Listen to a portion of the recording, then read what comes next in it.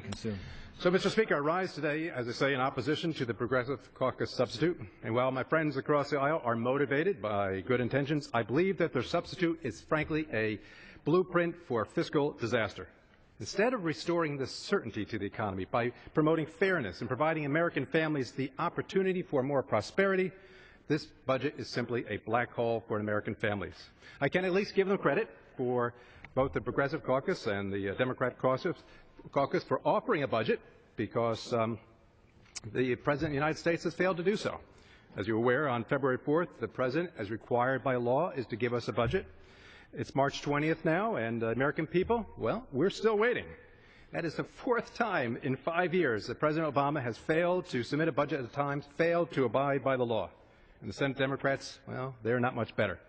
You know, it's taken them almost 4 years to produce a budget that basically now increases government spending by $265 billion, taxes up by almost $1 trillion, and cuts health care providers by almost $300 billion. You know, over the period covered by the budget, deficits under the Senate plan are nearly $4 trillion larger than under the House plan. So today we have a progressive substitute on the floor. This budget will do what? It will raise taxes by almost $6 trillion over the next 10 years, including a new tax on carbon. $5.7 trillion in new taxes necessarily means greater tax burdens on who? The American family. These tax cuts put job creators in the penalty box again, and that means more Americans will be where? Without jobs. These tax policies are deceptively sold under a warped notion of what fairness is. In reality, this fairness of theirs is merely a heavy-handed government taking from, well, one pocket and putting it in another pocket. This budget's tax policy is based on the equality of outcome rather than equality of opportunity. You know, when you talk about equality, Milton Friedman once pointed out, he said, a society that puts equality before freedom will get neither. A society that puts freedom before equality, however, will get a high degree of both. So true fairness is the freedom to manage and direct one's own life and one's own future. Those who take risks, giving it their all in the pursuit of the American dream, they deserve to keep what they've earned. Those who work hard day in, day out, they deserve to keep what they've earned. But the progressive budget is nothing but regressive. There's nothing fair about this budget, especially to the risk taker or to the hard-working American family.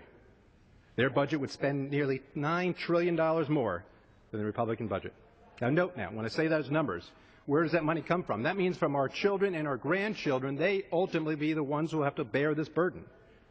This budget would also establish a government-run health insurance option under Obamacare and let the government basically set price controls on drugs. And what does that mean? Well, that means for those who were around back in the 1970s, and I think that's most of us, price controls on gasoline. How did that work out for us? Not too long. Now, waiting lines for gas, well, that's one thing. Waiting lines, however, for life-saving medicine, that's a whole other story.